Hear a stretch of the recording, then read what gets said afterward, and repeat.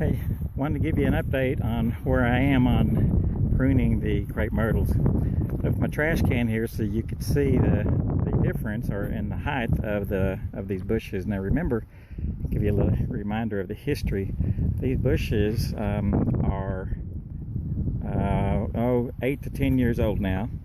However, last year they did not bloom at all, and they had quite a bit of dead in them. I did a minor trim in the spring right after the bloom, but no more blooms right after the bloom period, but no blooms showed up. So I waited till this is mid-January to do a heavy pruning or a rejuvenation pruning to see if that might stir them to come to rejuvenate themselves, and we might see some blooms, maybe not this spring, but hopefully this fall or maybe next spring. And so here we are. We've done, the trash can is there. It gives you a good idea of what their height is. Their mature height is 6 foot, but as you can see, I've trimmed it back quite a bit.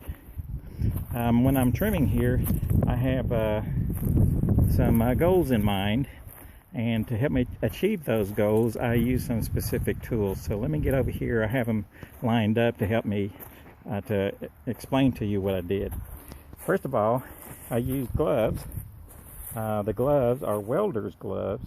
The reason you use that is that the bushes, when you're doing pruning, they tend to fight back, and so they'll give you some good scratches on your arms, even if you're wearing long sleeve shirts. So I use some welder's gloves.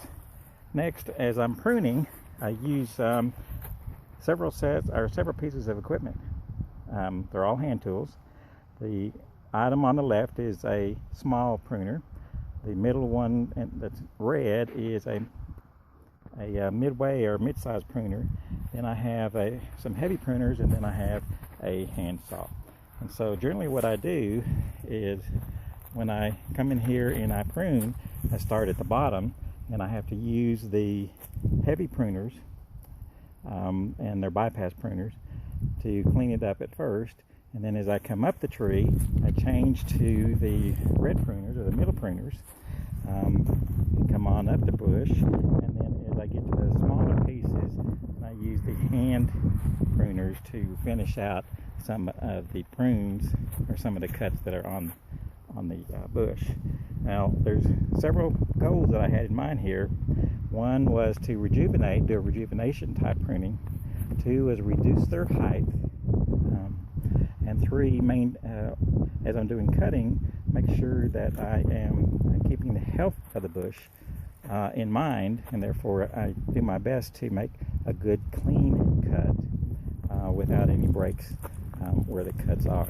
So that's an update on where I'm at. I have another 10 to 15 bushes to prune, and then this spring I'll give you another update, and we'll see how they're doing. Thanks.